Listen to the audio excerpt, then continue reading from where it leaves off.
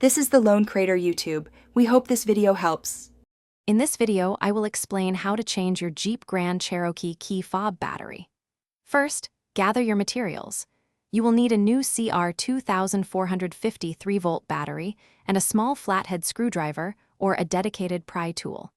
Having these items ready ensures a smooth and efficient battery replacement process.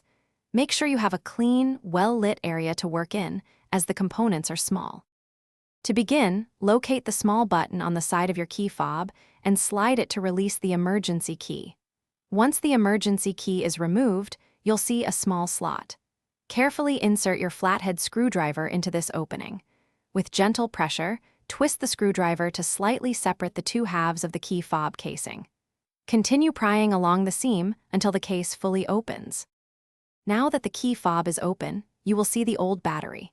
Take a moment to observe its orientation, noting which side is facing up. This is crucial for correct installation of the new battery.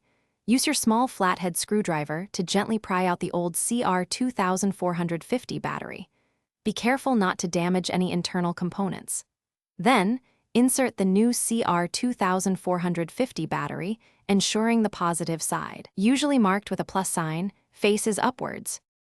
With the new battery securely in place, carefully align the two halves of the key fob casing. Press them together firmly until you hear them snap shut, ensuring a tight seal. Next, slide the emergency key back into its slot until it clicks into position. Finally, test all the functions of your key fob, including locking, unlocking, and any remote start features, to confirm that the new battery is working correctly. Thanks for watching. Consider subscribing if we helped you.